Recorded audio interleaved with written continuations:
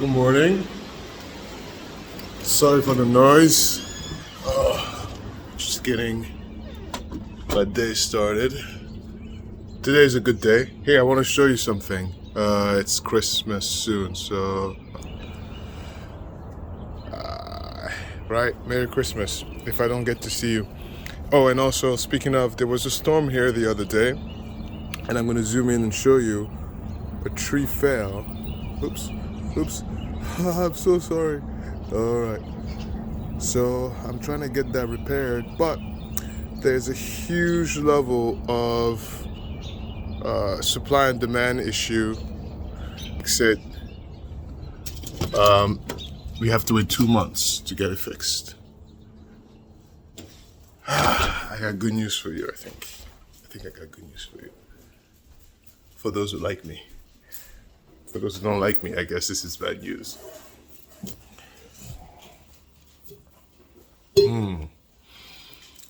So we got a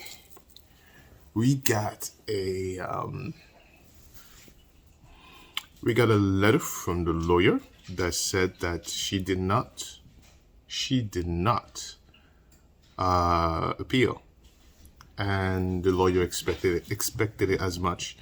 I think there's something wrong with her up here. Or maybe she's doing drugs. Something is just not right. And, which makes me feel even a little bit better for calling her a deadbeat, but I still want my property back and I gotta make money on it.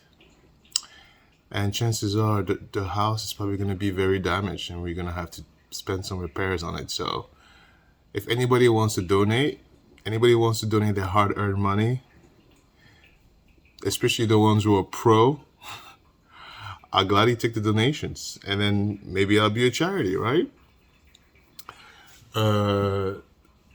So I feel like there's something not right in her head. I mean, it's quite significant. If someone told you that if you paid $2,900 and you get 1 year of free rent, what would you do? Right? So I think something is not right. But that's not for me to decipher, and it's not my responsibility to try to figure out. So, yeah, I'm thinking about it for like a hot second, and then it's like I got my own problems to deal with. So there's no the eviction process is on its way. There's no going back, which is awesome. So the next step now, the lawyer said he filed a writ of repossession, I think last week. And it arrived yesterday. And so the lawyer's like, the court has to process that. Once we process that writ, then we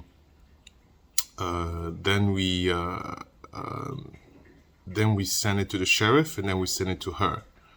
But yesterday we sent her a nice little email that says, hey, we got repossession of the property. We got a judgment, and we're just waiting for the writ, and your eviction is unstoppable right now. Like, it's on its way. So, if you're willing to walk away before it gets on your record, let me know. We were very polite. We were very professional, as always, right? Anything in writing, professional. And that's that. I just woke up. Someone said to me the other day is that I look like I have tears in my eyes constantly. Like right here or here. It's like I'll stare like you're crying. That's just my eyeballs.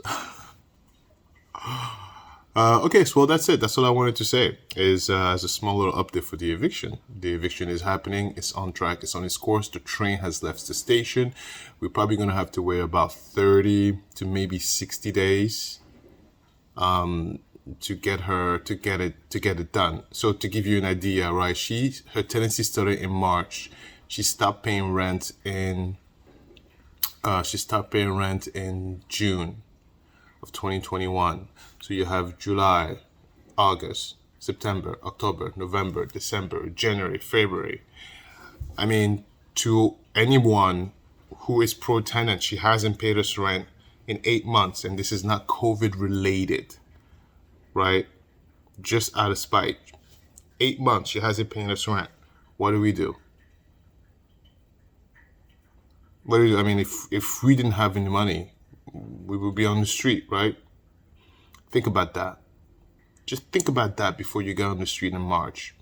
Just think about that before you start making an opinion, right? Nobody talks about the landlord's plight.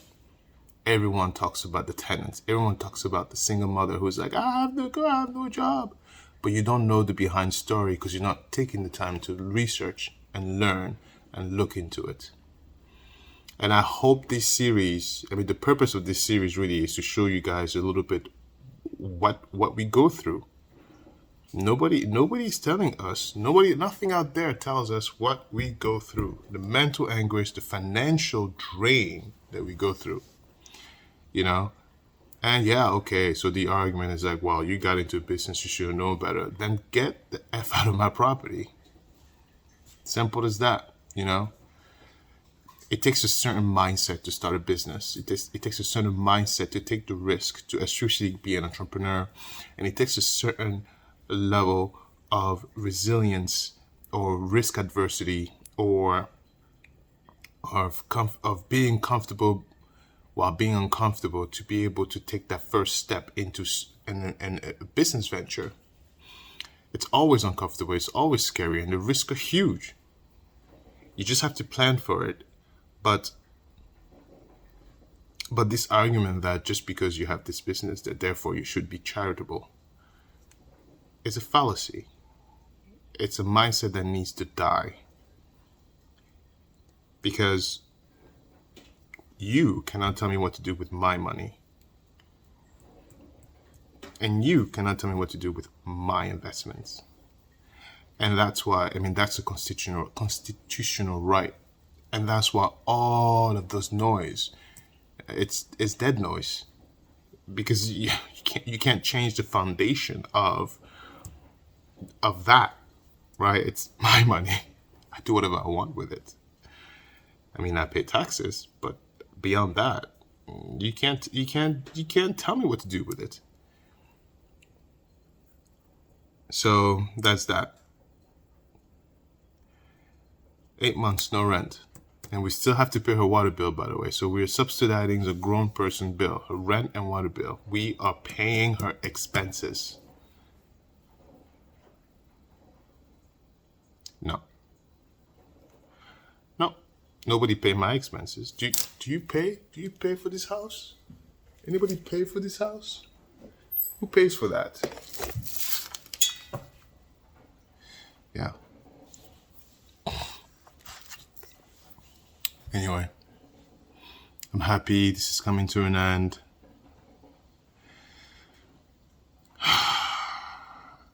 I can finally start thinking thinking further ahead. You know, this thing has kept me in a mental lock in terms of my own personal progress because the property is not making money. The property is bleeding money. And just because I planned for it doesn't mean I want to spend the money. I don't have kids yet, but I will soon. And they need my money. Not a grown-ass woman. Anyway. Like, subscribe.